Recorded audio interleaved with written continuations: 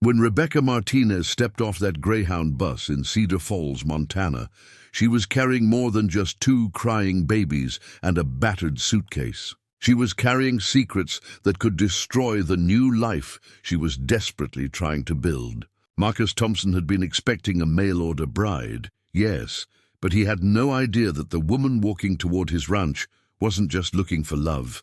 She was running for her life. And those twin babies? They weren't just an unexpected surprise. They were the reason three dangerous men were already asking questions in town, offering cash rewards for information about a young woman with dark hair and two infants. Rebecca had exactly 72 hours before her past caught up with her. And Marcus was about to discover that sometimes the most beautiful gifts come wrapped in the deadliest lies. Before we jump back in, tell us where you're tuning in from, and if this story touches you, make sure you're subscribed, because tomorrow I've saved something extra special for you. The train whistle echoed across the Montana plains as Rebecca Martinez clutched her babies closer to her chest, watching the endless expanse of golden wheat fields roll past the grimy window. 6-month-old Sophia whimpered against her shoulder while her brother Diego slept fitfully in her other arm. 3 days of traveling had left them all exhausted, but Rebecca couldn't allow herself to rest. Not yet. Not when every mile between her and El Paso felt like borrowed time. She pulled out the crumpled letter from her coat pocket for the 100th time, the edges soft from handling. Marcus Thompson's careful handwriting stared back at her, his words offering a lifeline she'd grabbed without fully understanding the depths of her deception. Dear Rebecca, I know this arrangement is unconventional, but I'm a man of my word. I have a successful cattle ranch outside Cedar Falls, and I'm looking for a wife who values hard work and honest living. If you're willing to build a life together based on mutual respect and partnership, I believe we could find happiness here in Montana. The house is large enough for children when we're blessed with them. If only he knew she was already blessed or cursed with children. Children whose father would kill to get them back. The conductor's voice crackled over the intercom. Next stop, Cedar Falls, Montana. Cedar Falls in 15 minutes.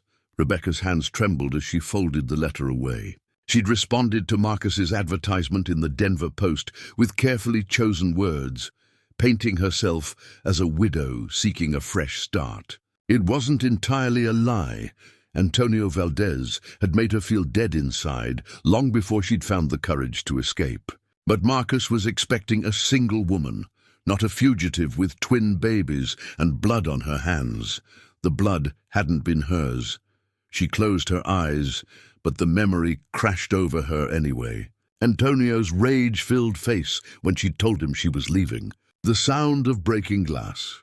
Rosa's scream from the kitchen. The heavy thud when Antonio's fist connected with her sister's temple. Rosa, beautiful Rosa, who had helped Rebecca pack in secret, who had given her every dollar from the coffee tin under the sink.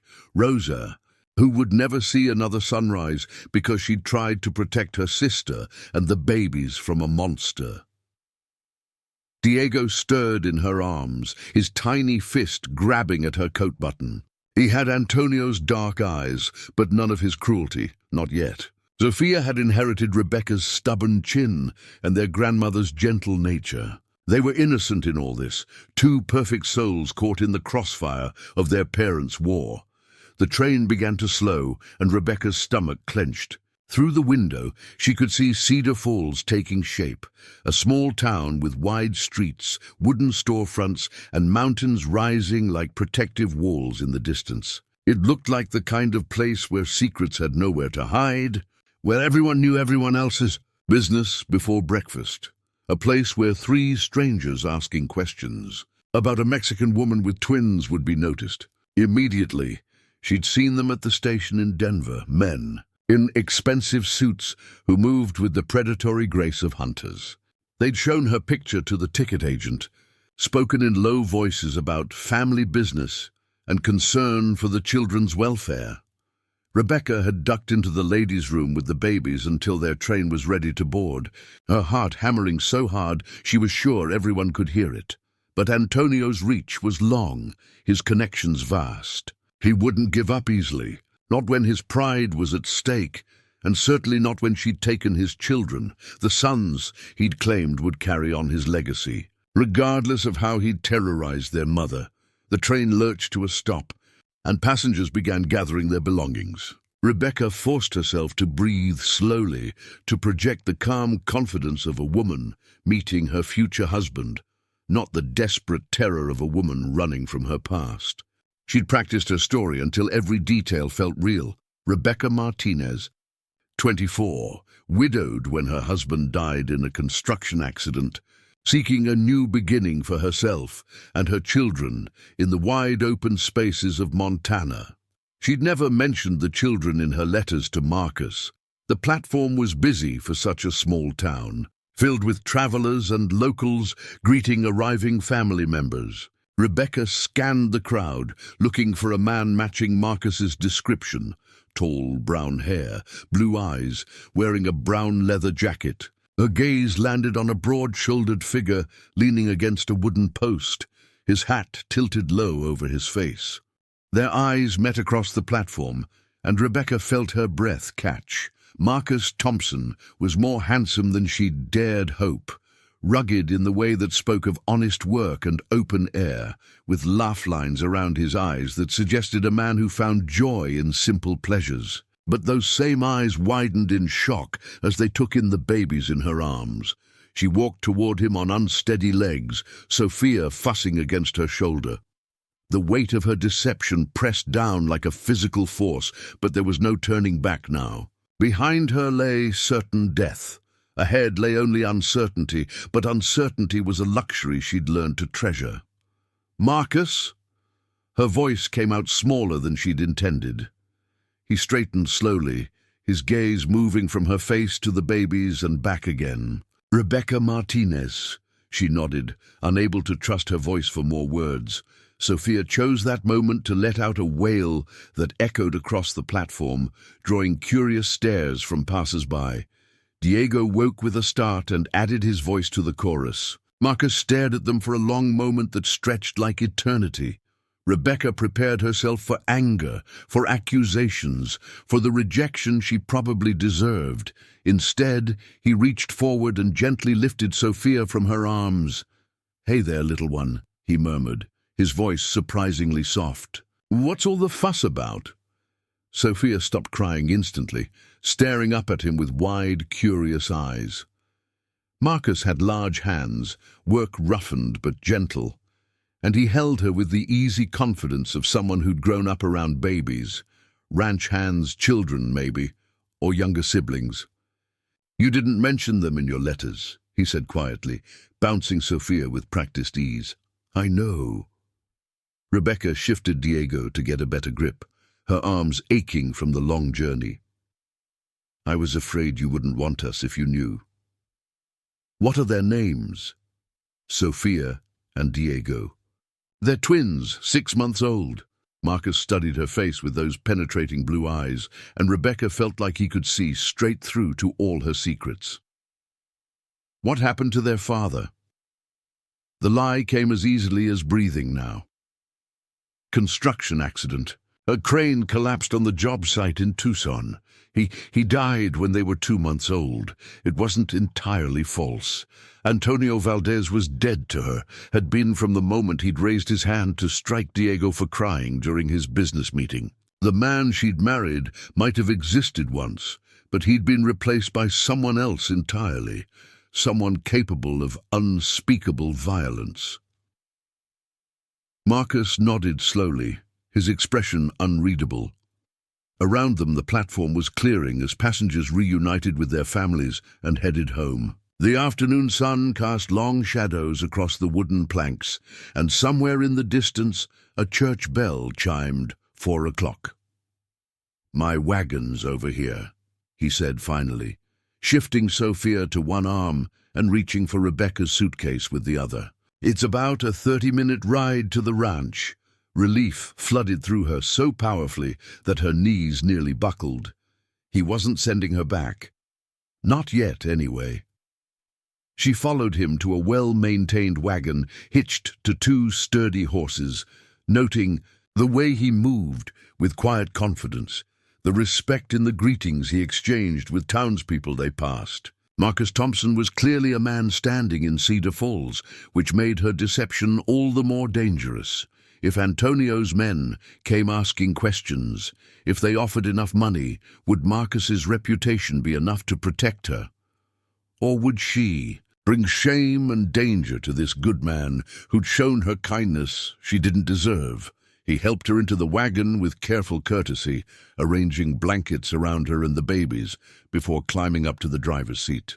As they rolled through Cedar Falls' main street, Rebecca took in the details that would become her new world, if she was lucky enough to survive long enough to call it home. The general store with its cheerful red awnings, the sheriff's office with a weathered wooden sign, the church with its white steeple reaching toward the endless sky, normal, peaceful, safe, everything she'd dreamed of during those long nights in El Paso, listening to Antonio's drunken rages and planning her escape. "Tell me about yourself," Marcus said as they left the town behind, following a dirt road that wound between rolling hills dotted with cattle. "What kind of work did you do before?" Another carefully prepared lie. "I kept a house for a wealthy family in Tucson, the Hendersons. They were very kind to me, especially after my husband died, but they were moving back east and couldn't take us with them." "Do you like ranch life?" "I grew up on a small farm outside Guadalajara before my family moved to Texas. I know how to milk cows, tend chickens, and preserve food for winter. I'm not afraid of hard work." At least that part was true. Rebecca had worked from dawn to dusk her entire life, first on her family's struggling farm, then in the factories of El Paso, finally in Antonio's businesses, though she'd tried not to think too hard about exactly what kind of business required armed guards and meetings that ended with men disappearing forever. Preparing and narrating this story took us a lot of time, so if you are enjoying it, subscribe to our channel. It means a lot to us. Now back to the story. The ranch house appeared as they crested a hill, and Rebecca's breath caught. It was larger than she'd expected, a sprawling two-story structure with a wraparound porch and flower boxes under every window. Smoke curled from the chimney, and she could see a vegetable garden plot near the kitchen door, waiting for spring planting. It looked like a home. A real home, the kind she'd dreamed about but never dared hope for. "It's beautiful," she whispered, meaning it. Marcus glanced at her, and for a moment his stern expression softened. "My mother planted those flower boxes. She always said a house without flowers wasn't a home worth having. Where is she now?" "Buried on the hill behind the barn next to my father. Been gone 3 years now." His voice carried old grief, carefully contained. "It's been quiet since then." "Too quiet." They pulled up to the front porch, and Marcus helped her down with the same careful courtesy he'd shown at the station. Diego had fallen asleep again, but Sophia was wide awake, staring at everything with the intense curiosity of a baby discovering a new world. "I should warn you," Marcus said as they climbed the porch steps. "My housekeeper, Mrs. Patterson, is protective. She's been worried I'd choose poorly in a wife. But she loves children, so that might work in your favor."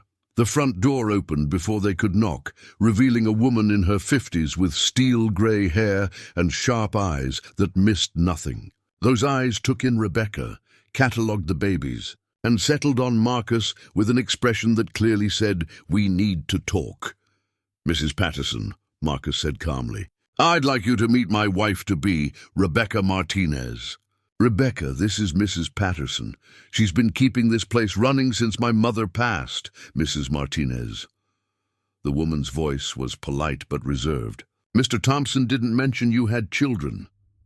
"2 surprises," Rebecca said, trying for a smile. "I hope that's not a problem." Mrs. Patterson's expression thawed slightly as she looked at the babies. "Children are always a blessing. Come in. You must be exhausted from traveling. I prepared the blue room for you. It has plenty of space." And I can set up cradles for the little ones.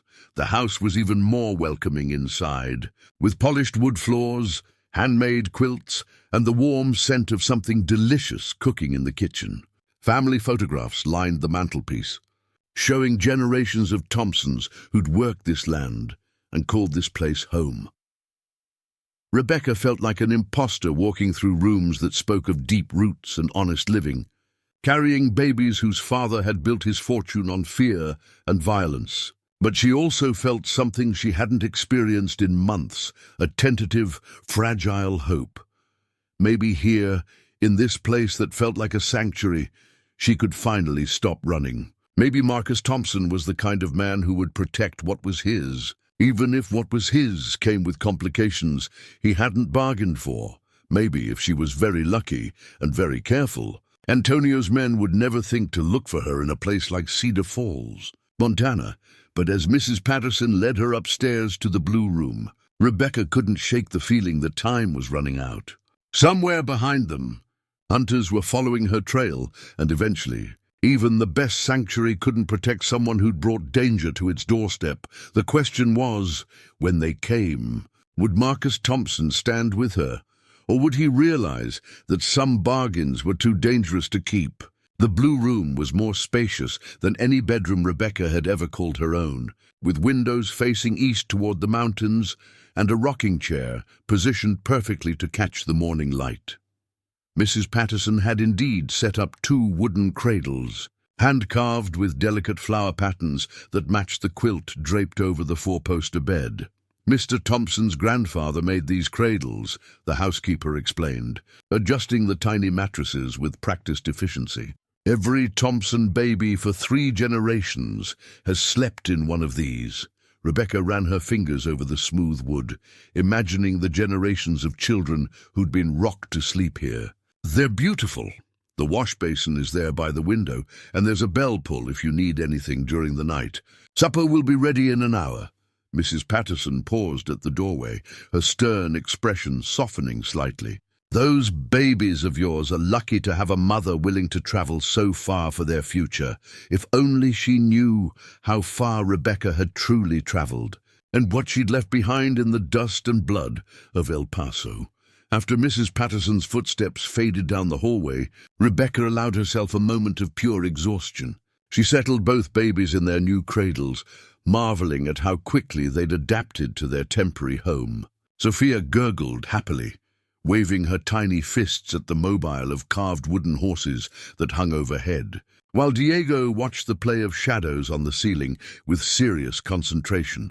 For the first time in months, Rebecca felt safe enough to truly look at her children, not scanning for danger or calculating escape routes, but simply watching them exist in a moment of peace. They were growing so fast, changing daily in ways she'd barely had time to notice during their desperate flight north. Sophia's hair was coming in thick and dark, like Rebecca's own, while Diego's remained the fine brown fuzz he'd been born with. Both had inherited their grandmother's long eyelashes and their mother's stubborn chin.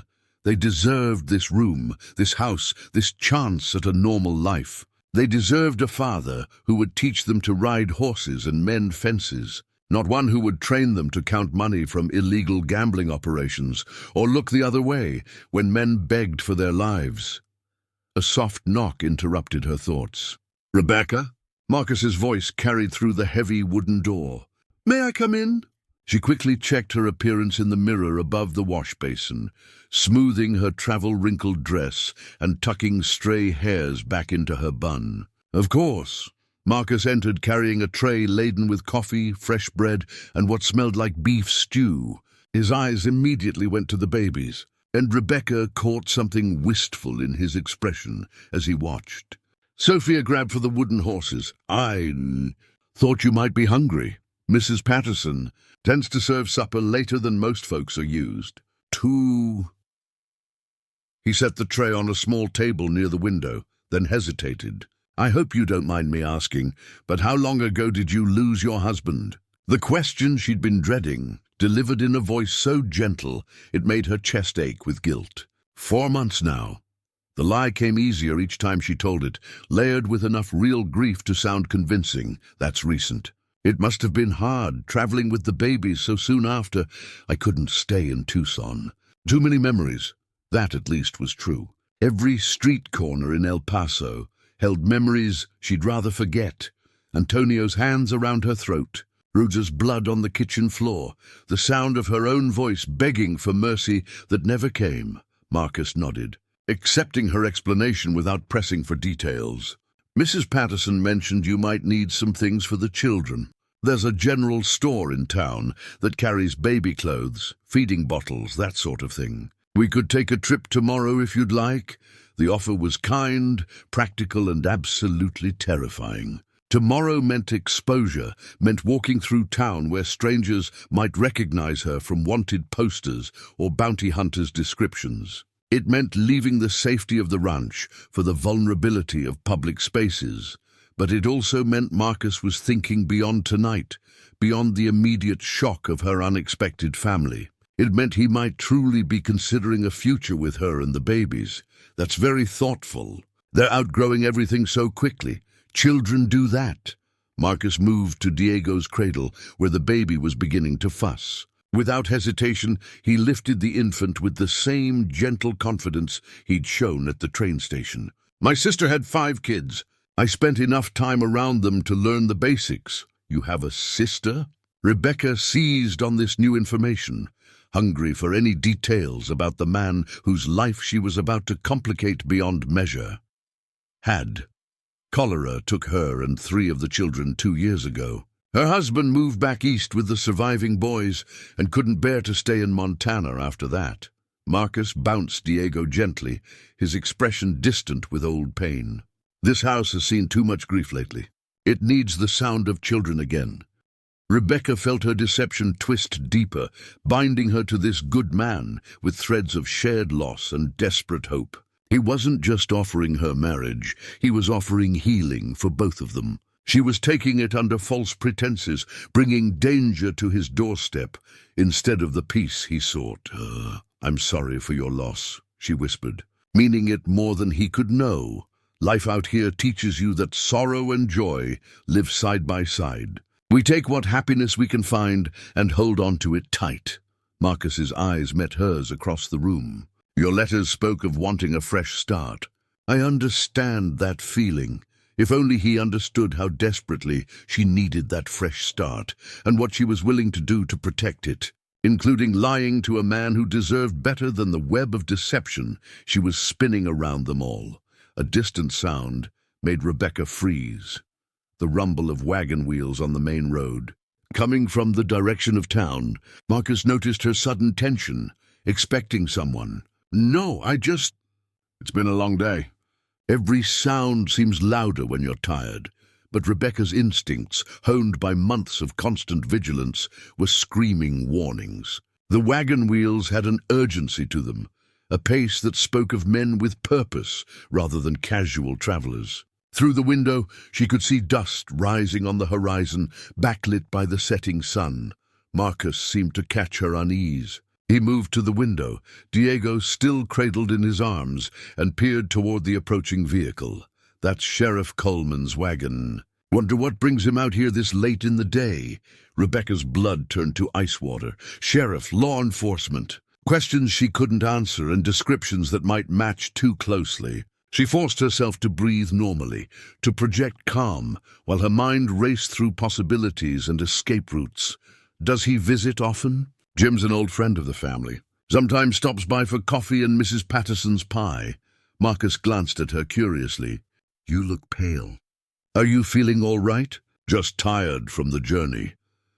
But Rebecca was calculating distances, how long it would take to gather the babies, how many minutes she might have if she needed to run. The window faced toward the barn and the hills beyond. If she could reach the horses, but then what? She had no money left, no supplies, nowhere to go.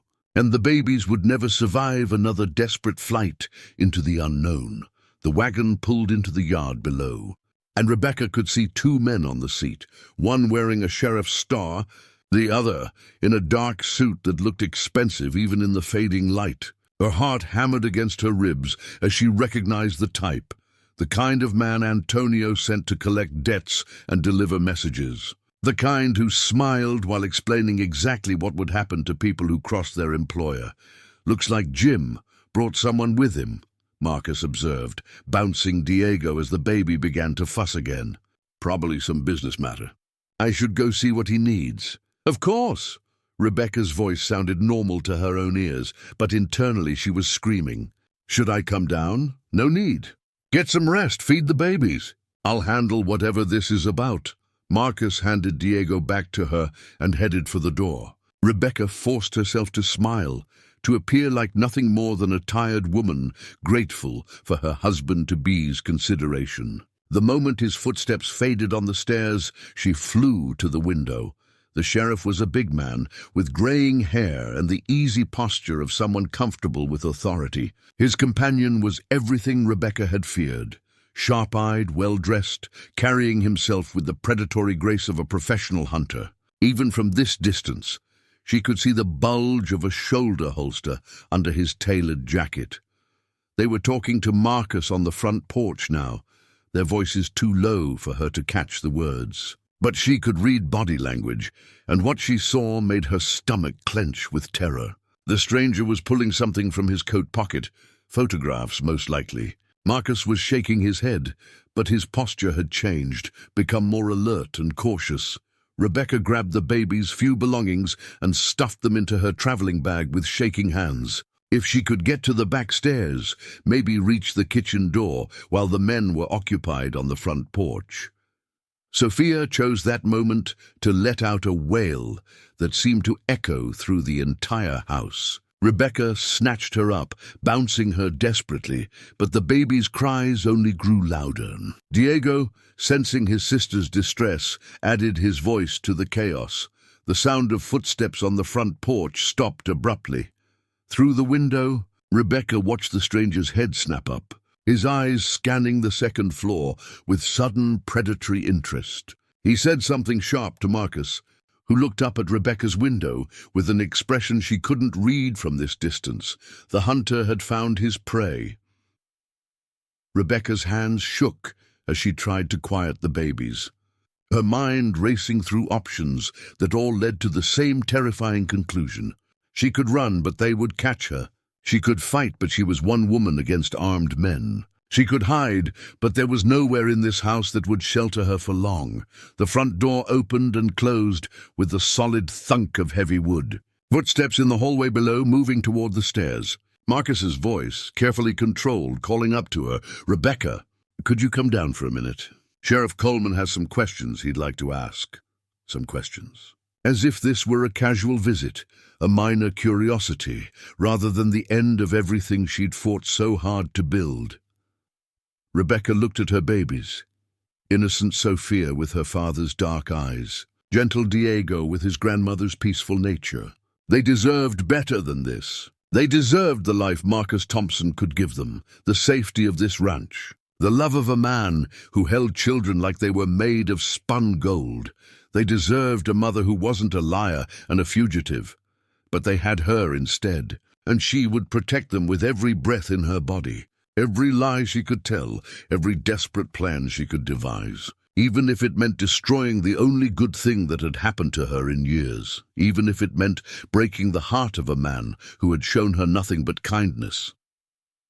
Rebecca picked up both babies, squared her shoulders, and walked toward the door.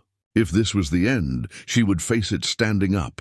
And maybe, somehow, she could still find a way to save the children who had never asked to be born into this nightmare.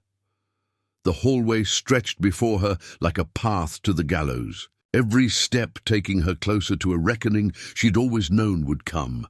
Behind her, the blue room held the promise of peace she'd touched for just a few hours. Ahead waited the questions she couldn't answer, and the man whose trust she was about to shatter completely, but between them stood two babies who needed their mother to be strong.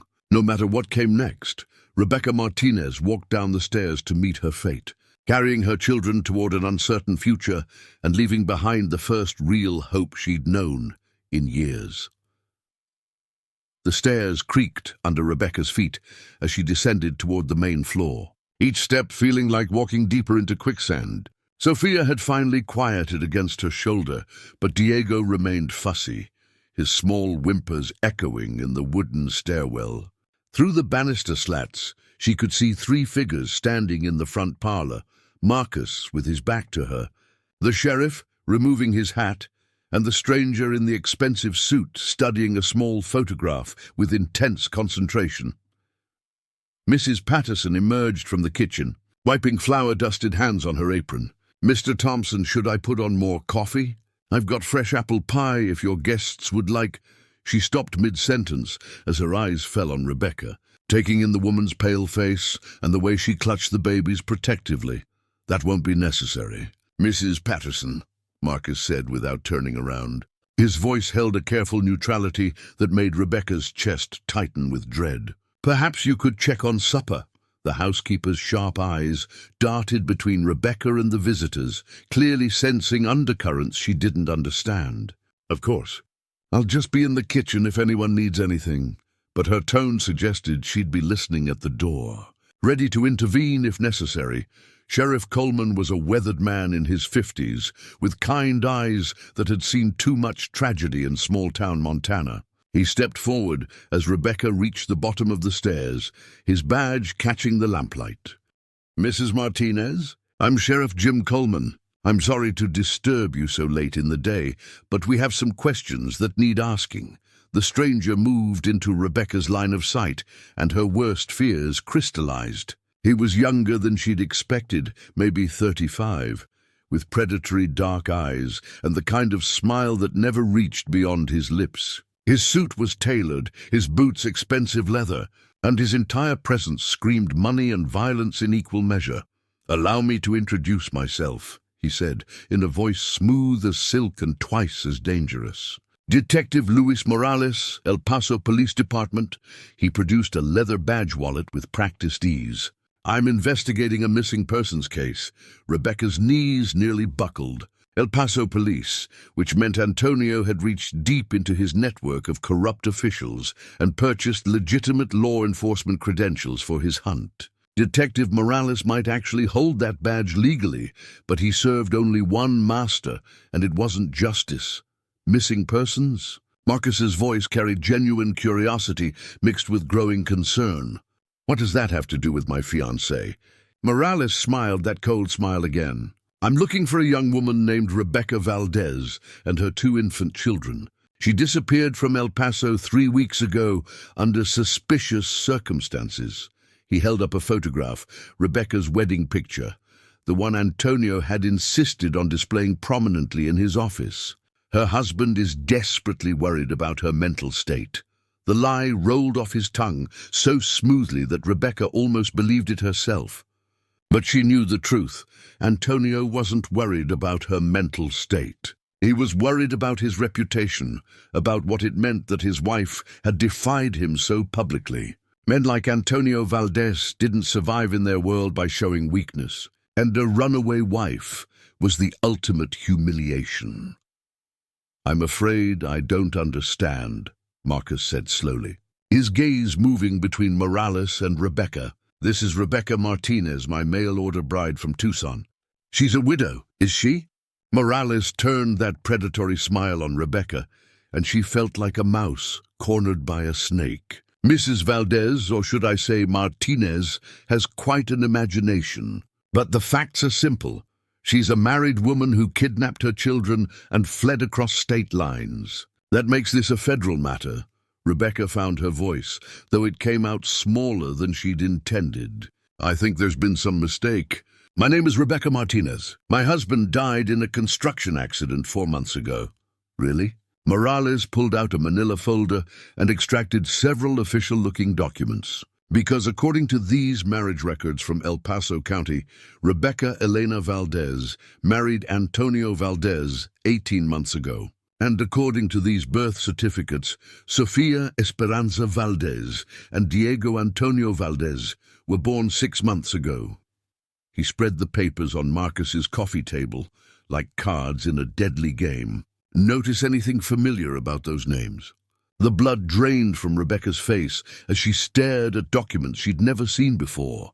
documents that Antonio must have filed without her knowledge, binding her children to his name legally, even as she tried to escape him physically. Sofia Esperanza.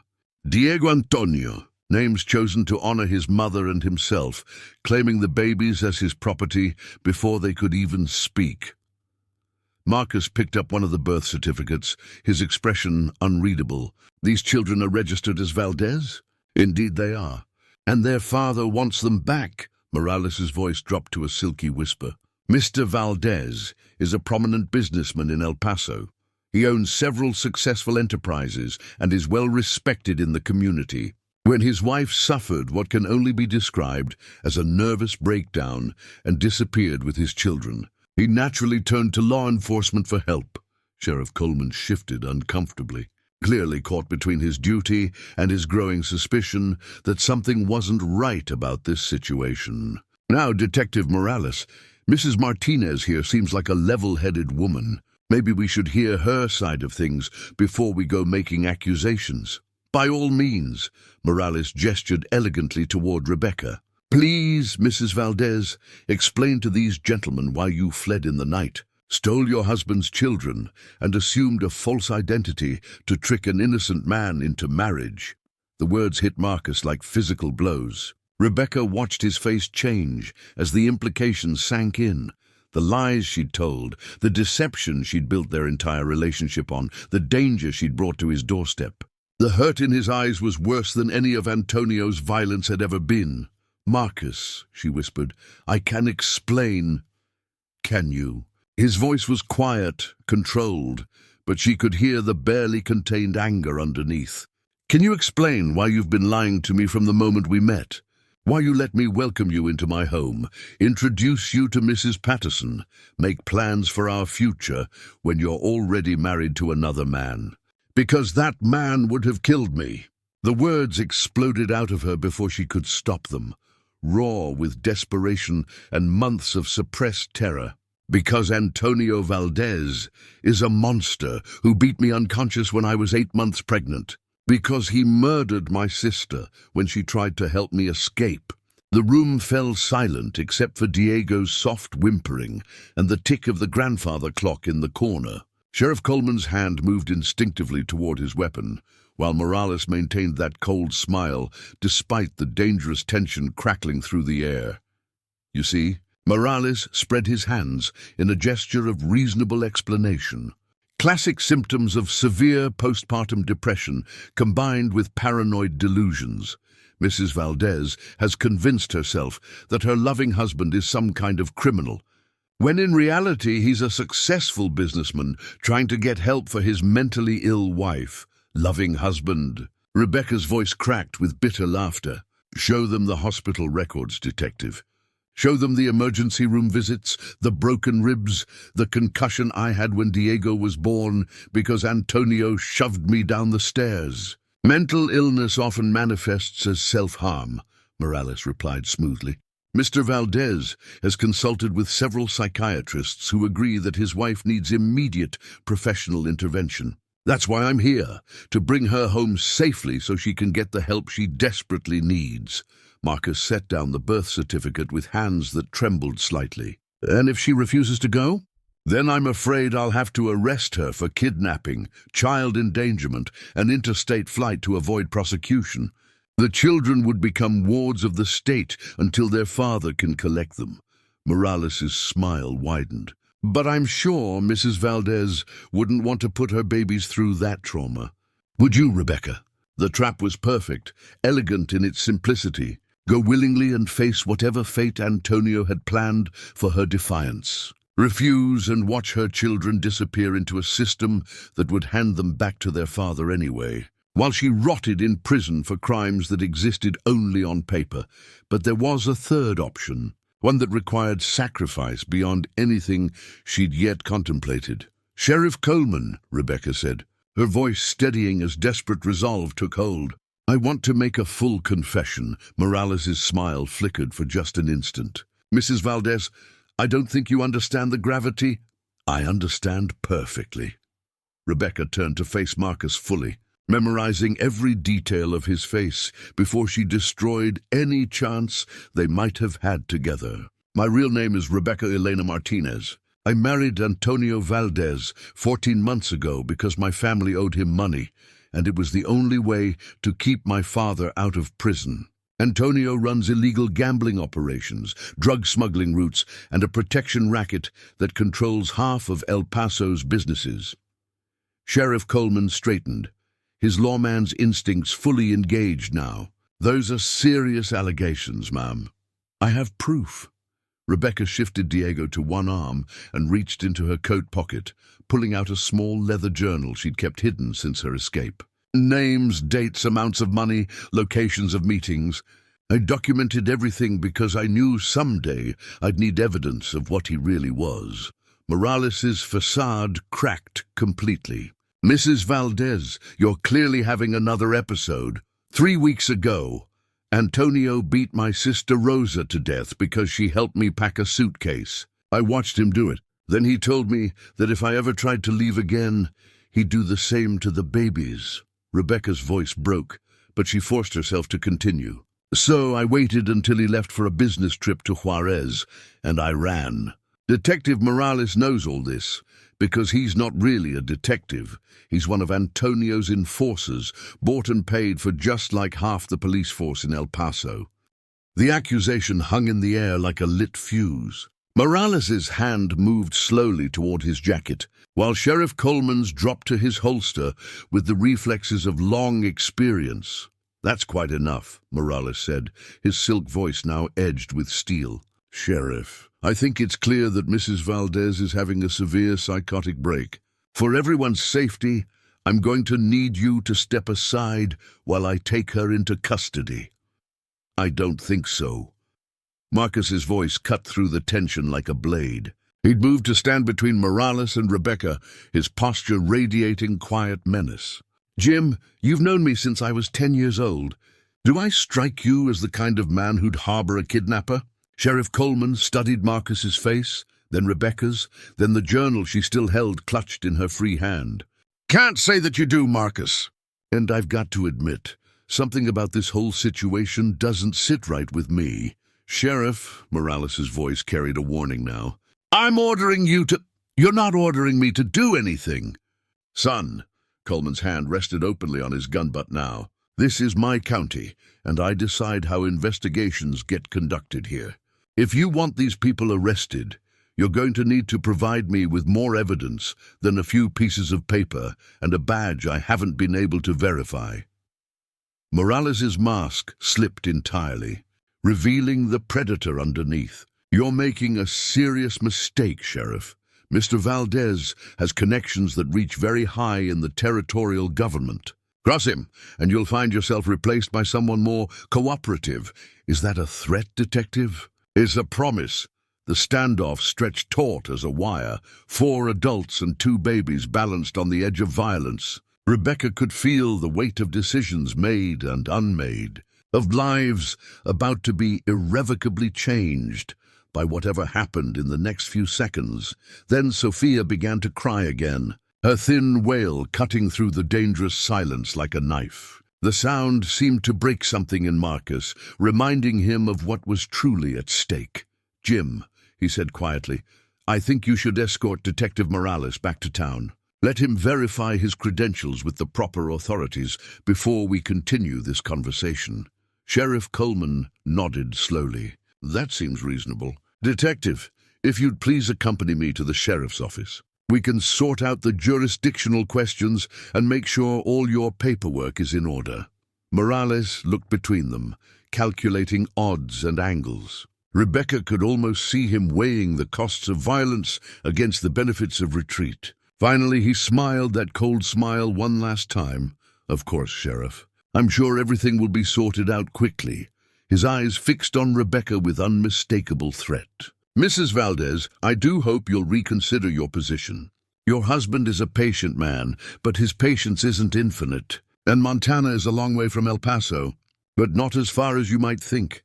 The message was clear. Antonio's reach was longer than a single corrupt detective. If Morales failed tonight, others would follow.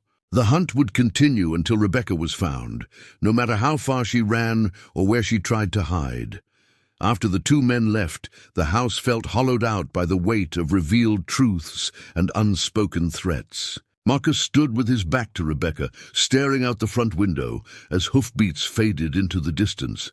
"Is any of it true?" he asked finally.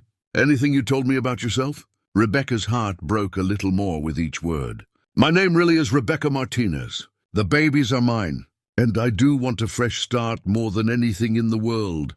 But you're married to another man, on paper, in a ceremony performed at gunpoint to save my father's life." She shifted both babies, her arms aching from holding them for so long.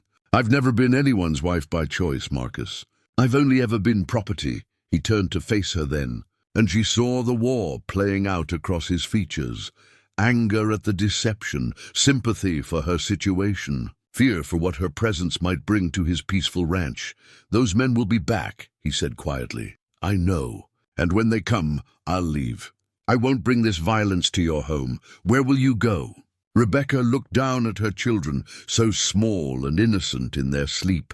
"I don't know. Canada, maybe. Somewhere far enough away that Antonio might finally give up the chase." Marcus was quiet for a long moment, studying her face in the lamplight. Then he did something that shocked her to her core.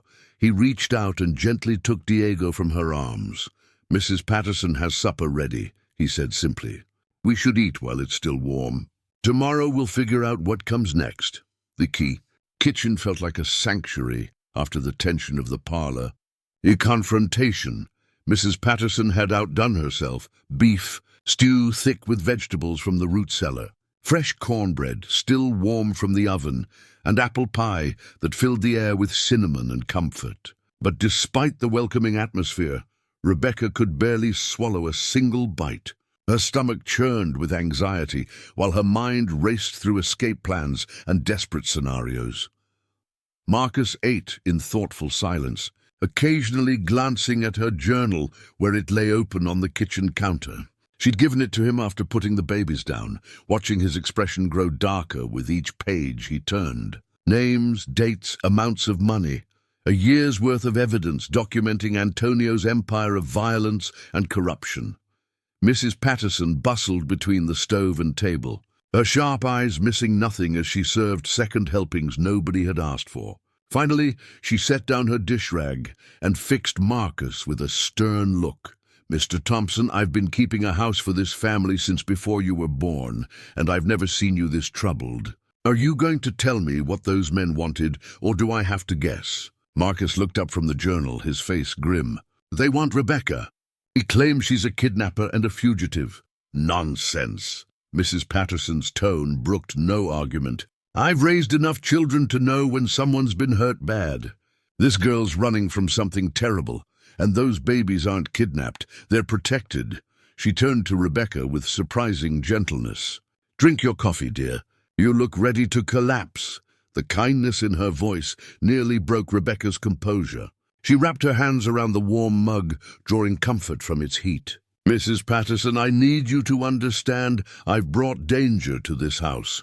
Those men will come back, and when they do, they'll find this family doesn't scare easy." The housekeeper's eyes flashed with unexpected steel. "My late husband fought Comanche raiders for 10 years, protecting this valley. I buried 3 babies before I had my grown sons, and I nursed Mr. Thompson's mother through the fever that took her. You think I'm afraid of some fancy-dressed man with a badge?" Marcus closed the journal and looked directly at Rebecca. "Tell me about your sister." The question hit like a physical blow. Rebecca's hands trembled as she set down her coffee cup. She was everything good about our family. Kind, gentle, always believing the best about people. When I married Antonio, she was the only one who visited. She saw the bruises I tried to hide, but she never judged me for staying. What happened the night you left? Rebecca closed her eyes, but the memory played behind her eyelids anyway. Antonio had been drinking, gambling with some business associates. The babies were crying and he got angry, started shouting about how they were disturbing his important guests. When I tried to calm them down, She touched her ribs unconsciously. where yellow-green bruises were only now beginning to fade. "He hit you," Marcus said quietly. "Worse. He said if the babies didn't stop crying, he'd make them stop permanently." That's when Rosa stepped in. She told him to leave us alone, said he was drunk and needed to sleep it off. Rebecca's voice broke. Antonio didn't like being told what to do by a woman. He grabbed Rosa by the throat and Mrs. Patterson moved to stand behind Rebecca's chair, placing protective hands on her shoulders. "You don't have to say more, child. We understand. But I do have to say it." Rebecca straightened, forcing herself to meet Marcus's eyes. "Because you need to know what kind of man is hunting me. Antonio Valdez strangled my sister to death while I watched, holding my babies and begging him to stop. Then he told me it was my fault for trying to leave him. He said if I ever defied him again, Diego and Sofia would meet the same fate." The kitchen fell silent, except for the tick of the clock and the settling of logs in the fireplace. Marcus studied Rebecca's face with an intensity that made her feel exposed, as if he could see straight through to her soul. "Why didn't you go to the police? Half the police force in El Paso works for Antonio. The other half is too scared to cross him." Rebecca pulled a folded newspaper clipping from her pocket, yellowed with age. "This is from 2 years ago. A reporter named Charlie Morrison was investigating corruption in the police department. He disappeared 3 days before his story was supposed to run. They found his body in the Rio Grande a week later." Marcus examined the clipping, his jaw tightening as he read. "And you think of this Morales character tonight? I know he works for Antonio. I've seen him at the house, taking envelopes full of cash. He's not a real detective investigating a missing person case. He's a hunter, tracking prey." Mrs. Patterson began clearing dishes with sharp, angry movements. "Well then, we'll just have to make sure the prey doesn't get caught, won't we?" Rebecca stared at her in amazement. "You don't understand. If you help me, you'll be putting yourselves in terrible danger. Antonio has resources, connections. He can make life very difficult for people who cross him. Let him try."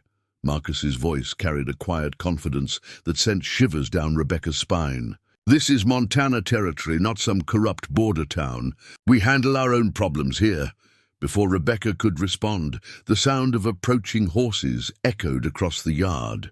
Multiple riders this time, moving fast and hard toward the ranch house. Marcus was on his feet instantly, blowing out the kitchen lamps and moving to the window. 8 men, he said grimly, armed, surrounding the house. Mrs. Patterson grabbed a shotgun from the rack beside the door with practiced efficiency. "I'll take the back entrance." "They're not getting in my kitchen without a fight." Rebecca's blood turned to ice. "They've come for me. I have to go to them, or they'll hurt you. Like hell."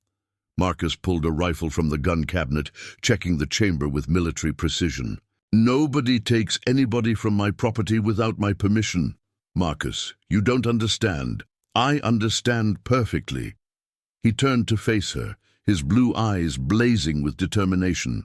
"I understand that you're under my protection now. That makes this my fight," a voice called out from the darkness beyond the front porch. Not Morales this time, but someone with a thick accent and the kind of authority that came from long practice giving orders others couldn't refuse. "Thompson, we know you have our property in there. Send out the woman and the children, and nobody gets hurt." Marcus positioned himself at the front window, rifle ready. "Property doesn't run away in the middle of the night," he called back. "People do, and people under my roof stay under my roof." Harsh laughter drifted across the yard. "You're making this harder than it has to be, rancher. We've got 8 guns against your, 2? Maybe 3 if you count the old woman. Hand over Rebecca Valdez and her bastards, and we'll ride out peaceful-like." The casual cruelty in calling her children bastards made Rebecca's hands clench into fists. But more than anger, she felt a crushing weight of responsibility. These good people were about to die because of her secrets, her desperate choices. "There's another way," she whispered to Marcus. "The back hills. I know horses and I'm a good shot. If I can create a distraction, slip out with the babies." "Absolutely not. Marcus, be reasonable. This isn't your fight." He turned from the window to look at her directly. "The moment you stepped off that train, it became my fight. The moment I held those babies, they became my responsibility. You want to run? Fine, we run together. Mrs. Patterson spoke up from her position by the kitchen door. There's an old mine shaft about 2 miles north, hidden in the pine grove. Connects to a series of caves that come out near the river. If you can reach it, we're not running. Marcus's voice carried final authority. This is my land, my home. I've lost too much already to let criminals drive me off what's mine. The voice outside called again, closer now. Time's up, Thompson. Send them out or we're coming in. Then you better bring more men, Marcus replied calmly. The first shot shattered the front window, sending glass cascading across the parlor floor. Mrs. Patterson returned fire from the kitchen, her shotgun booming like thunder. Rebecca grabbed both babies from their basket near the stove, her heart hammering as gunfire erupted around the house. Upstairs, Marcus ordered, working the rifle bolt with deadly efficiency. Blue Room has the best view of the approaches. Barricade the door. I'm not hiding while you fight my battles. You're protecting those children. That's more important than any battle. He squeezed off 2 quick shots, and someone outside cursed in Spanish. Besides, I could use another gun up there covering the back approach. Rebecca realized he was giving her away to help without abandoning the babies. She nodded gratefully and headed for the stairs, staying low as bullets punched through the walls around her. The Blue Room felt different now, no longer a sanctuary, but a fortress under siege. Rebecca set the babies in their cradles, then grabbed the small pistol she'd kept hidden in her traveling bag. It wasn't much against 8 armed men, but it was better than nothing. From the window, she could see muzzle flashes in the darkness as Antonio's men closed in from multiple directions. They moved with military precision, using the barn and outbuildings for cover as they advanced on the house. These weren't common criminals. They were soldiers, professionals, who'd done this kind of work before. A ladder appeared at the side window, and Rebecca's breath caught. Someone was trying to flank them, get into the house, while Marcus was pinned down on the ground floor. She raised her pistol with steady hands, waiting for the first head to appear above the windowsill. The face that emerged belonged to a young man, maybe 25, with cruel eyes and a gold tooth that glinted in the moonlight. He saw Rebecca an instant before she fired, his expression shifting from confidence to shock as the bullet took him in the shoulder and sent him tumbling backward into the darkness. More shots erupted from below as Marcus and Mrs. Patterson held their positions. The attackers were clearly frustrated by the resistance they'd encountered. This was supposed to be a simple snatch-and-grab operation, not a full battle. But Rebecca knew it was only a matter of time. They had limited ammunition, no way to call for help, and enemies who would keep coming until they got what they wanted. Every minute that passed brought them closer to a conclusion that could only end one way. Then she heard something that made her blood freeze, the cry of a baby, but not from the cradles beside her. The sound was coming from outside, from the direction of the barn. "They have a child," she whispered, understanding flooding through her with horrible clarity. "They brought a baby to make me surrender." It was exactly the kind of psychological warfare Antonio would devise, using an innocent child as bait to force Rebecca into the open. The crying continued, thin and desperate, designed to tear at every maternal instinct she possessed, but Marcus's voice drifted up from below, steady and reassuring. "It's a trick, Rebecca. Don't listen to it." She knew he was right, but the sound still clawed at her heart. Another baby suffering because of her choices, her desperate flight from a monster who would use any weapon to reclaim his property. The shooting intensified, and Rebecca heard wood splintering as the attackers found their range. They were running out of time, out of options, out of hope, but they weren't running out of fight. Rebecca checked her remaining ammunition, kissed her sleeping children, and prepared to defend the only home they'd ever known with everything she had left. The gunfight raged for another 20 minutes before an eerie silence settled over the ranch. Rebecca crouched by the upstairs window, pistol ready, watching shadows move between the outbuildings. The fake baby crying had stopped, replaced by the low murmur of men regrouping and planning their next assault. From downstairs came the sound of Marcus reloading, followed by Mrs. Patterson's voice carrying a string of curses that would have made a cavalry sergeant blush. At least they were both still alive. Diego stirred in his cradle, making soft sounds that threatened to become full-fledged crying. Rebecca moved to him quickly, lifting him against her shoulder and rocking gently. The last thing they needed was real baby cries to give away their exact position. "Shh, little one," she whispered. "Mama's here. Everything's going to be all right." But even as she spoke the words, she wondered if they could possibly be true. Antonio's men weren't giving up. They were adapting. Through the window, she could see them dragging something large toward the house. In the moonlight, it looked like oil barrels, she breathed, horror washing over her. They were going to burn the house down. She called down softly to Marcus. "They're bringing accelerant, planning to smoke us out." His response was immediate and grim. "How long do we have?" Rebecca watched the men working with military efficiency, rolling barrels into position around the foundation. Maybe 10 minutes before they're ready to light it up. The sound of breaking glass came from the kitchen, followed by Mrs. Patterson's sharply whispered curses. Then Marcus's voice, tight with urgency. They breached the back door, Mrs. P's falling back to the pantry. Everything was falling apart. The house was about to become a death trap, caught between fire outside and armed men inside. Rebecca looked at her sleeping children and made the hardest decision of her life. "Marcus," she called down, "I'm coming to you. We need that mine shaft. Too risky. They'll cut us down before we reach the tree line. Not if we use the root cellar tunnel." Silence from below, then, "What tunnel?" Rebecca smiled grimly. Growing up on a farm had taught her to notice things others missed, like the way the kitchen floor had a hollow sound in one corner, or how Mrs. Patterson always kept that particular area swept unusually clean. "Mrs. Patterson," she called softly. "The root cellar. There's a tunnel, isn't there, for hiding supplies during Indian raids?" The housekeeper's voice carried a note of surprise. "How did you know about that?" "Lucky guess. Where does it come out?" "Spring House, about 50 yards into the woods. Built it myself after the Comanche burned out the Fletcher place. A tunnel. A way out that Antonio's men wouldn't know about, couldn't plan for, couldn't block. It was their only chance. But first, they had to reach the kitchen without getting shot. Rebecca gathered both babies, wrapping them snugly in blankets that would muffle any sounds. Her remaining ammunition went into her coat pocket, though she prayed she wouldn't need to use it while carrying the children. The hallway felt endless as she crept toward the stairs. Every creaking floorboard sounded like thunder. Every shadow might hide an enemy. Behind her, smoke was beginning to seep under the blue room door. They'd started the fires. Marcus appeared at the bottom of the stairs, rifle in one hand, reaching for Diego with the other.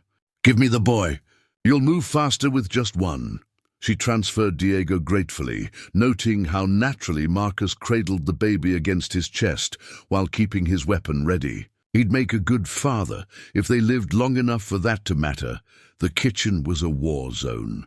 Broken glass crunched under their feet, and bullet holes starred the walls like deadly constellations.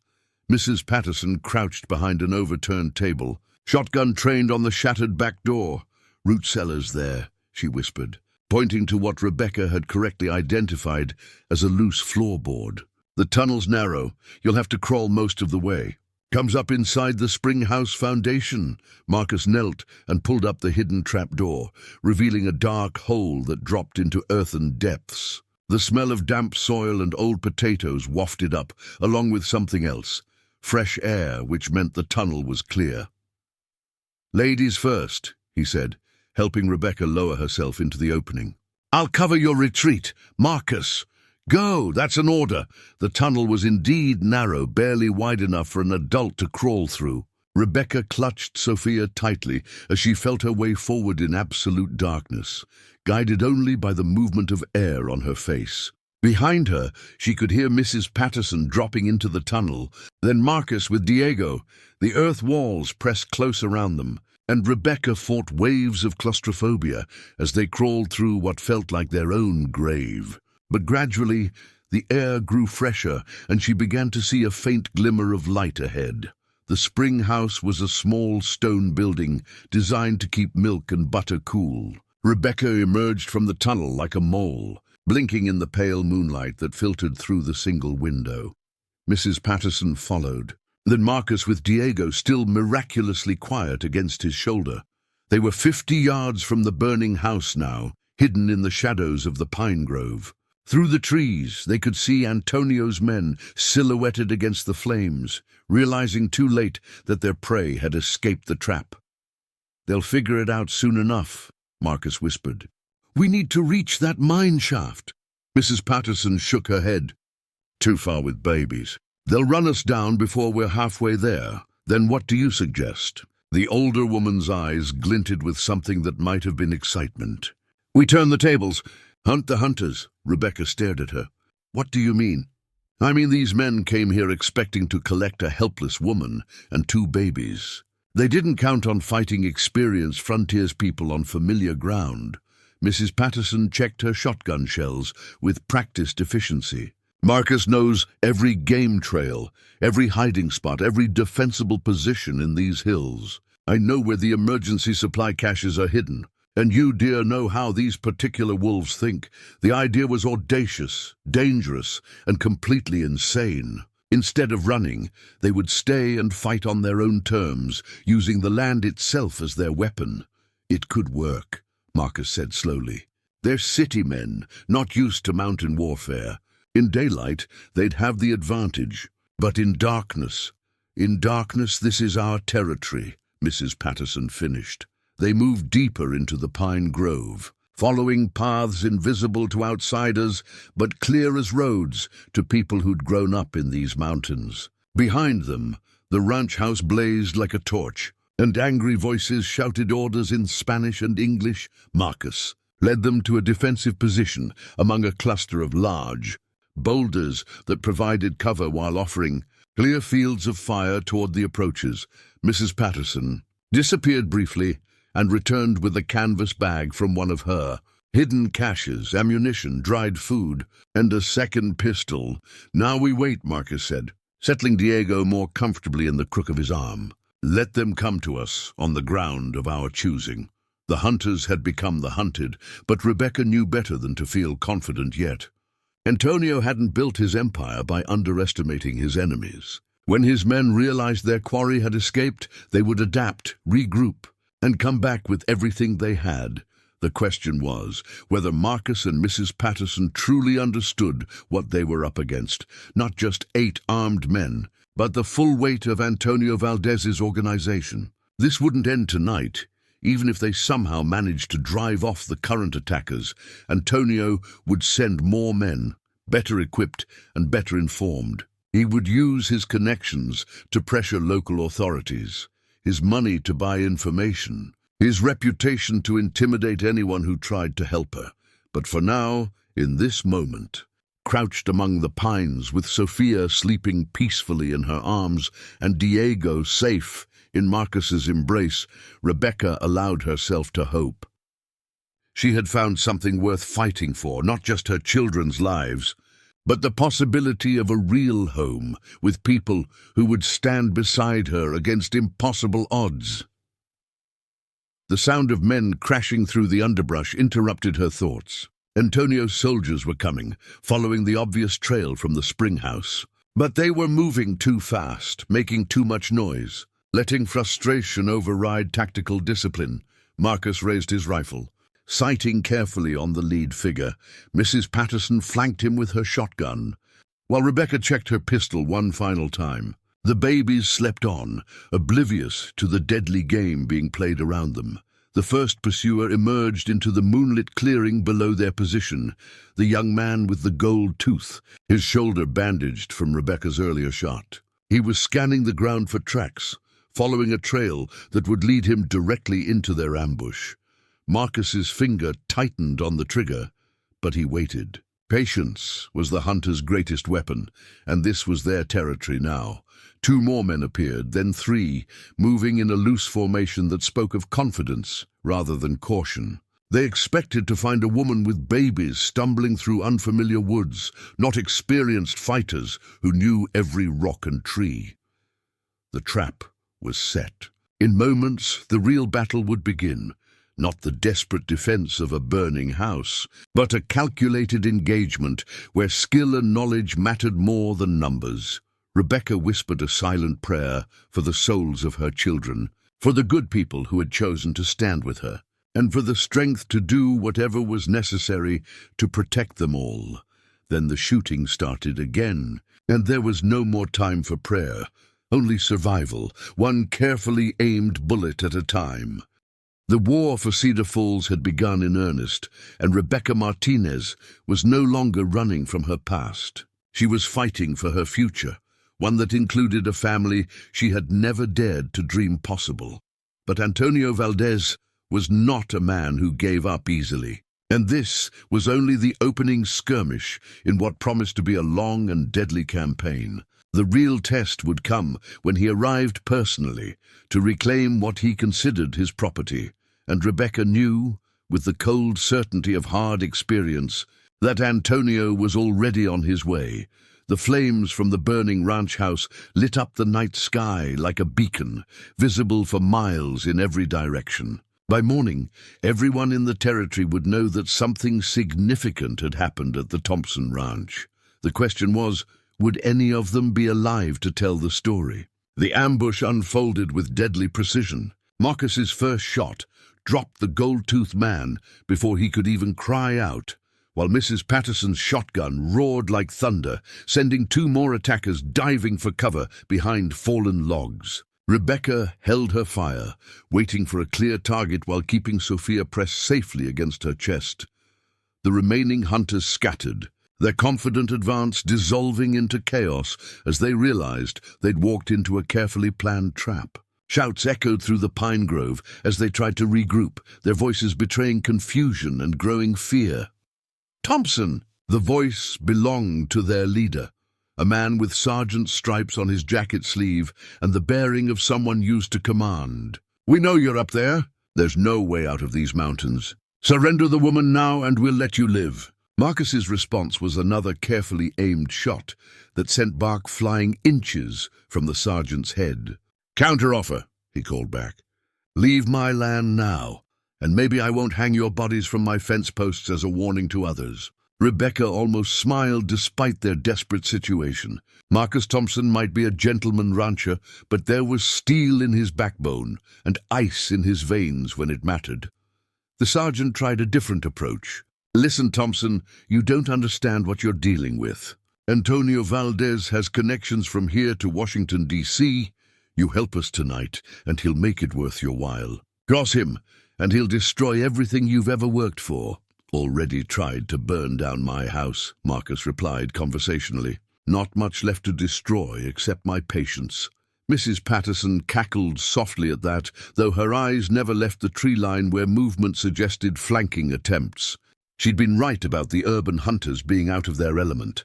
They moved too loudly, silhouetted themselves against lighter backgrounds, and bunched together when they should have spread out.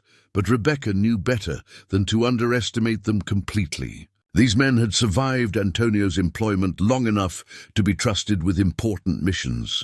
They might be struggling with mountain warfare, but they were still dangerous professionals who wouldn't give up easily. A rustling in the undergrowth to their left confirmed her suspicions. Someone was trying to circle around their position, moving more carefully than the others. Rebecca shifted Sophia to her left arm and raised her pistol with her right, tracking the sound through the darkness. The figure that emerged was smaller than the others, moving with the fluid grace of someone who'd learned stealth in city alleys rather than open country. Rebecca realized with shock, one of Antonio's rare female enforcers, trained in arts that didn't rely on brute strength. The assassin had almost reached knife range when Rebecca fired. The muzzle flash, revealing a face painted with war paint and twisted with killing fury. The bullet took her in the leg, spinning her around but not dropping her. She rolled behind a boulder, cursing in rapid Spanish. "Careful," Rebecca whispered to her companions. "That one's different. Trained killer, not just muscle." Marcus nodded grimly, adjusting his position to cover the new threat. But the distraction had allowed the sergeant to move closer with two remaining men, using the confusion to advance up the slope toward their defensive position. "We're getting flanked," Mrs. Patterson observed, with the calm of someone who'd faced similar situations before. "Time to relocate." They moved like a well-drilled unit despite having never fought together before. Marcus covering their withdrawal, while Mrs. Patterson led them along a game trail that wound higher into the rocks. Rebecca brought up the rear, Diego now cradled against her shoulder, while Sophia rode in the sling Mrs. Patterson had improvised from a shawl. The new position offered better cover and multiple escape routes, but it also put them closer to the mine shaft Mrs. Patterson had mentioned earlier. Rebecca could see the dark opening in the hillside, partially hidden by scrub brush but clearly man-made. "If we have to run," she whispered to Marcus. "How stable is that mine?" "Stable enough. My grandfather dug it looking for silver, never found much but built it solid. Goes back about 200 feet with multiple chambers.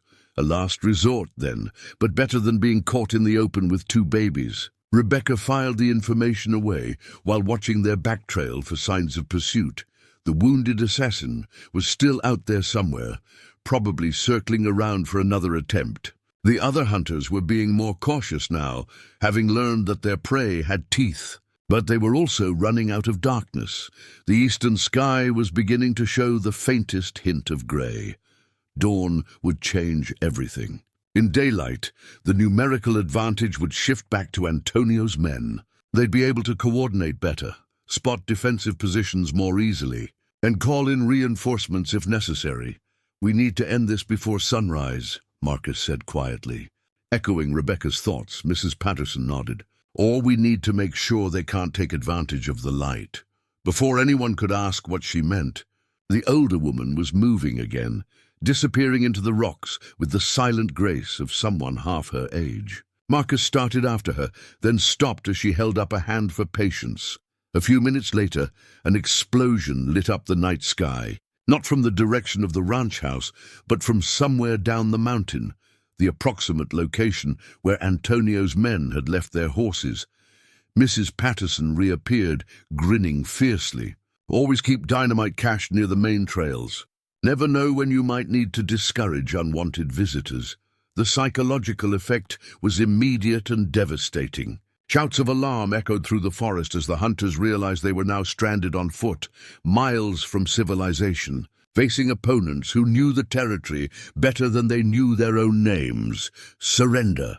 The sergeant's voice cracked with the strain of command authority slipping away. "We've got you outnumbered. There's nowhere to run." "Funny thing about that," Marcus called back, his voice carrying clearly in the thin mountain air. "Sheriff Coleman should be arriving with a posse any time now. Smoke from my house can be seen for 20 miles, and Jim's got a lot of friends who don't appreciate strangers burning down neighbors' property." It was a bluff, but a good one. Rebecca could hear uncertainty creeping into the voices below as Antonio's men realized their simple snatch-and-grab operation had turned into a potential siege against prepared opponents on their home ground. The wounded assassin chose that moment to make her move, emerging from behind a different boulder with a knife in each hand and murder in her eyes. She moved like liquid shadow, covering the distance to their position in heartbeats. Rebecca's pistol was empty. Mrs. Patterson's shotgun was pointed the wrong direction. Marcus was reloading his rifle, hands moving fast, but not fast enough. The assassin reached Marcus first, one blade flashing toward his throat. But Diego chose that instant to let out a piercing wail, startling the killer just long enough for Marcus to block with his rifle barrel. Steel rang against steel as they grappled, the baby's cries adding surreal counterpoint to their deadly dance. Rebecca didn't think, she acted. Grabbing a fist-sized rock from the ground, she brought it down hard on the assassin's wrist, breaking bones with an audible crack. The woman screamed and dropped one knife, but slashed wildly with the other, opening a red line across Marcus's cheek. Mrs. Patterson ended it with the butt of her shotgun, a precise blow to the base of the skull that dropped the assassin like a felled tree. The woman hit the ground and didn't move again. "Is she dead?" Rebecca asked, surprised by how calm her own voice sounded.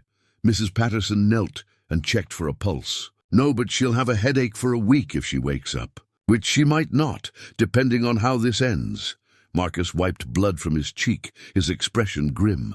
"How many left?" 3, maybe 4, but they're getting desperate, and desperate men make bad decisions. As if summoned by her words, the sound of breaking branches announced another assault. This time all the remaining hunters came at once, charging up the slope with weapons blazing in a final all-or-nothing attack. Marcus and Mrs. Patterson returned fire, their shots echoing off the rocky walls like thunder. Rebecca crouched over both babies, shielding them with her body, while praying that none of the wild bullets would find them. The sergeant made it within 10 feet of their position before Marcus's rifle brought him down. Another man stumbled and fell as Mrs. Patterson's shotgun found its mark. The last 2 broke and ran, disappearing into the forest with the speed of men who'd finally realized they were overmatched. Silence settled over the mountainside, broken only by the baby's soft whimpering and the distant crackle of flames from the burning ranch house. Rebecca counted heartbeats, waiting for the next assault, the next crisis, the next desperate moment. But none came. They'd won, at least for now. Marcus slumped against a boulder, exhaustion finally catching up with him. Mrs. Patterson began methodically reloading her shotgun, while Rebecca checked both children for any sign of injury. Miraculously, neither had been harmed, despite the chaos surrounding them. "What happens now?" Rebecca asked, though part of her already knew the answer. "Now we wait for daylight," Marcus replied. "See who's still alive, who ran, and what's left of my ranch. And after that?" He looked at her with those steady blue eyes that had seen her through the worst night of her life. "After that we rebuild, all of us together." Rebecca felt tears threatening for the first time since the siege began. "Marcus, you don't understand. This won't end here. Antonio will send more men, better equipped, with orders to burn out anyone who helped me. I can't ask you to—" "You're not asking. I'm choosing." His voice carried absolute conviction. "Those men came onto my land, threatened my family, burned my home. That makes this personal, and I don't back down from personal fights." Mrs. Patterson snorted agreement. "Besides, girl, you think we'd just let you walk away after a night like this? You're family now, like it or not. We protect our family. Family." The word hit Rebecca like a physical blow, carrying weight she'd almost forgotten existed. Not the twisted, fear-based bonds that had tied her to Antonio, but something clean and freely chosen, people who would stand with her by choice rather than compulsion. She looked at Marcus, holding Diego with such natural tenderness, at Mrs. Patterson checking the perimeter with protective vigilance, at the mountain sunrise painting the sky in shades of hope. Maybe, just maybe, she'd finally found something worth more than survival. Maybe she'd found home, but even as the thought formed, Rebecca knew the war was far from over. Somewhere south of here, Antonio Valdez was preparing his response to this defeat. And when he came, not if, but when, he would bring everything he had. The question was, would love and determination be enough to stand against an empire built on fear and violence? Only time would tell, but for the first time in years, Rebecca Martinez was willing to find out. 3 weeks after the night that changed everything, Rebecca stood on the front porch of the rebuilt ranch house, watching Marcus teach Diego to hold a rattle while Sophia babbled happily in her lap. The morning sun cast long shadows across the valley, illuminating the fresh timber and new paint that had transformed the burned ruins into something even more beautiful than before. Sheriff Coleman's investigation had been swift and thorough. The bodies of Antonio's men told a clear story of self-defense, while Rebecca's journal provided evidence that reached all the way to the territorial governor's office. Detective Morales had disappeared entirely, presumably fleeing back to El Paso before the net closed around him. But it was the telegram that arrived yesterday that truly changed everything. Mrs. Patterson emerged from the kitchen, wiping her hands on her apron and carrying a fresh cup of coffee. "Still thinking about that wire from El Paso?" Rebecca nodded, pulling the yellow paper from her pocket and reading it again. Though she'd memorized every word, Antonio Valdez shot dead. Stop, rival faction war. Stop operations dissolved. Stop no further threat. Stop signed. Captain Rodriguez, El Paso County. "Hard to believe it's really over," she murmured. "Sometimes the devil gets his due without our help," Marcus said, settling beside her on the porch swing with Diego balanced on his knee. "Sounds like Antonio made one enemy too many." The irony wasn't lost on Rebecca. While she'd been running for her life across 2 states, building a new family and fighting for survival, Antonio's empire had been crumbling from within. The very violence that had driven her away had ultimately consumed him, but the relief was overwhelming. No more looking over her shoulder. No more jumping at every unexpected sound. No more fear that her children would grow up in the shadow of their father's crimes. "There's something else," Marcus said quietly. "Got a letter from the territorial judge yesterday. About the adoption papers." Rebecca's heart stopped. They'd discussed it weeks ago, but she'd hardly dared hope it would happen so quickly.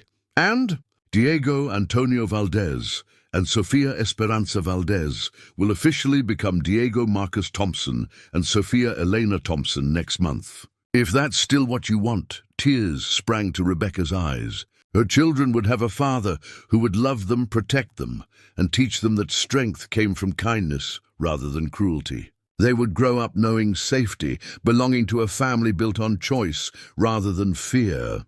"Mrs. Patterson," Marcus called to the housekeeper, who was pretending not to eavesdrop from the kitchen doorway. "Would you mind taking the children for a walk? I need to speak with my wife privately." Wife. They'd been legally married by the circuit judge 2 weeks ago, a simple ceremony attended by half the county. Rebecca had worn her mother's wedding dress, carefully preserved in Mrs. Patterson's cedar chest, while Marcus had struggled through vows that left not a dry eye in the house. But this was different. This felt like the real beginning. After Mrs. Patterson disappeared toward the barn with both babies secured in a wagon Marcus had specially designed for their safety, he turned to face Rebecca directly. "I have a confession to make," he said, his expression serious. "That first night when you stepped off the train with the babies, I was angry. Felt like you'd lied to me, trapped me into something I hadn't agreed to." Rebecca's stomach clenched. "Marcus, let me finish." He took her hands in his, calloused palms warm against her fingers. "I was angry for maybe 10 minutes. Then I held Sophia while she cried and something changed. By the time we reached the house, I wasn't thinking about mail-order brides or broken agreements. I was thinking about family, even knowing what I'd brought to your doorstep. Especially knowing that. You could have chosen to keep running, to face Antonio's men alone, rather than risk involving strangers. Instead, you trusted me enough to stand and fight. That trust changed everything." Marcus reached into his pocket and pulled out a small wooden box, hand-carved with the same delicate patterns that decorated the children's cradles. "This was my grandmother's, been waiting 60 years for the right woman to wear it." Inside the box lay a ring unlike anything Rebecca had ever seen, not expensive or ostentatious, but clearly made with love. The gold was warm and worn smooth by generations of wear, set with a single stone that caught the morning light like captured starfire. "I know we did this backwards," Marcus said, dropping to one knee on the porch boards. "Marriage first, courtship after. But I want to do this part right. Rebecca Martinez Thompson, will you be my wife? Not because of circumstances or convenience, but because I love you. Because I can't imagine my life without you and those children. Because you've made this house a home again." Rebecca looked down at this good man, offering her everything she'd ever dreamed of. Safety, love, belonging, a future free from fear. 6 months ago, she would have called such happiness impossible. Now it was being offered freely, with no strings attached, no debts to pay, no prices demanded. "Yes," she whispered, then louder, "Yes, Marcus Thompson. I'll be your wife, your partner, the mother of your children, for as long as you'll have me." The ring slipped onto her finger as if it had been made for her hand. Marcus rose to kiss her, gentle and reverent, while somewhere in the distance Mrs. Patterson's voice carried on the wind, telling the babies about their grandfather's prize bull and the proper way to feed chickens. They were interrupted by the sound of approaching horses. Rebecca tensed automatically, old habits dying hard, but Marcus squeezed her hand reassuringly. "That'll be the Hendersons," he said. "They're bringing lumber for the new barn. Word's gotten around about what happened here.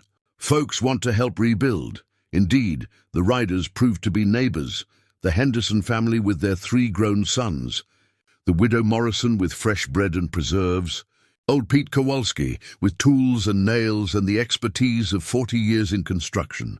Within an hour, the yard was full of people working together to repair what violence had destroyed.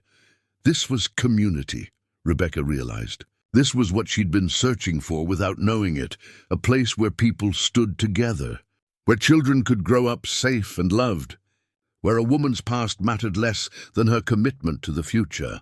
As the day wore on, she found herself moving naturally into the rhythms of ranch life, feeding chickens with Sophia balanced on her hip, helping Mrs. Patterson prepare lunch for the work crews, planning the garden they would plant next spring, with vegetables for the table and flowers for beauty.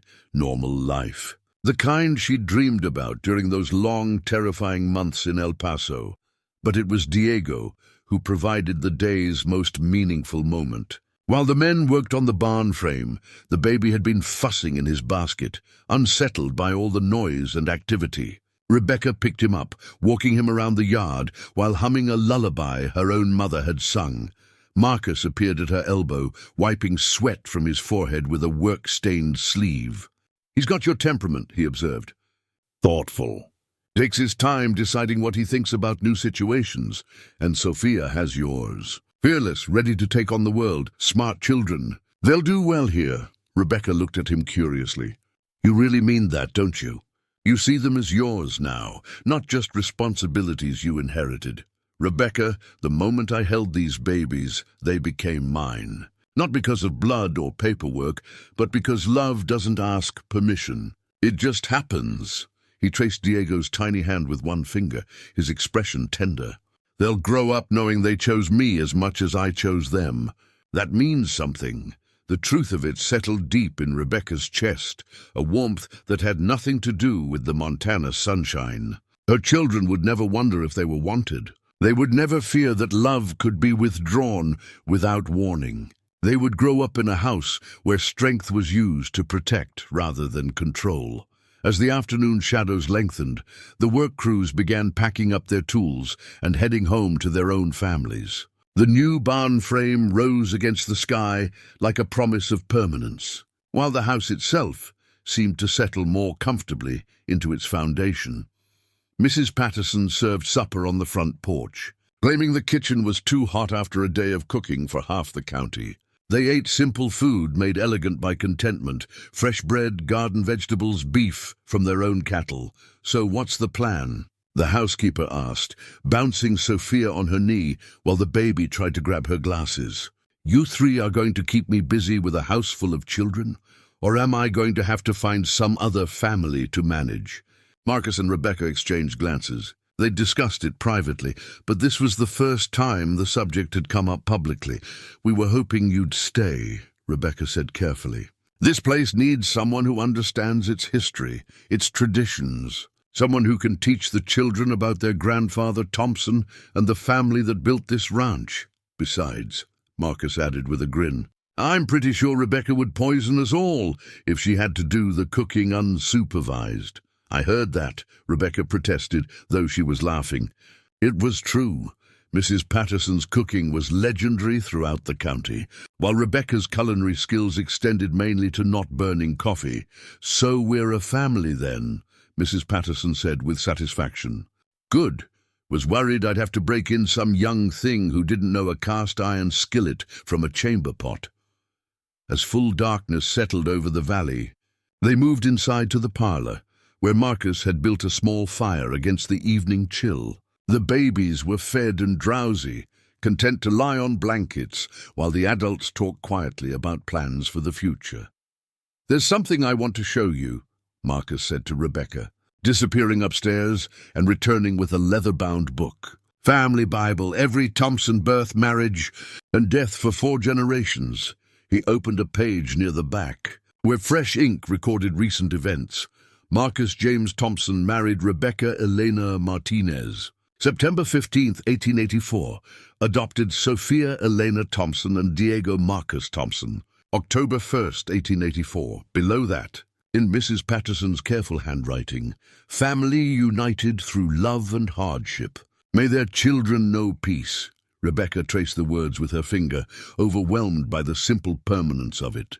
Her name, the children's names, recorded forever as part of something larger than themselves. They belonged here now, truly and completely. There's room for more entries, Marcus said quietly. When we're ready, the implication made Rebecca's heart skip. More children, born here in this house, growing up alongside Diego and Sophia, a family that chose each other and kept choosing day after day, year after year. I'd like that, she whispered. All of it, the children, the ranch, the life we're building together. Outside, the Montana wind sang through the pine trees, carrying the scent of coming autumn and the promise of winter snows. But inside the house, warmth and love created a sanctuary that no amount of cold could penetrate. Rebecca Martinez had fled El Paso as a frightened woman, carrying stolen children and desperate lies. She would remain in Cedar Falls as Rebecca Thompson, wife and mother, partner and friend, part of a community that had chosen to embrace her despite the danger she'd brought to their doorstep. The mail-order bride experiment had succeeded beyond anyone's wildest expectations, creating not just a marriage but a family, not just survival but a future worth building. And as she fell asleep that night with Marcus's arm around her and both babies peaceful in their cradles, Rebecca finally allowed herself to believe what her heart had whispered for weeks. She was home. Finally, completely, forever home. The nightmares about Antonio would fade in time. The fear would become a memory, then disappear entirely. But the love she'd found in this mountain valley would endure for generations. Written in the family Bible and lived out in the laughter of children who would never know anything but safety and belonging. Some stories end with escape, others end with justice, but the best stories end with love triumphant and home found at last. This was one of those stories. Up next, you've got 2 more standout stories right on your screen. If this one hits the mark, you won't want to pass these up. Just click and check them out. And don't forget to subscribe and turn on the notification bell so you don't miss any upload from us.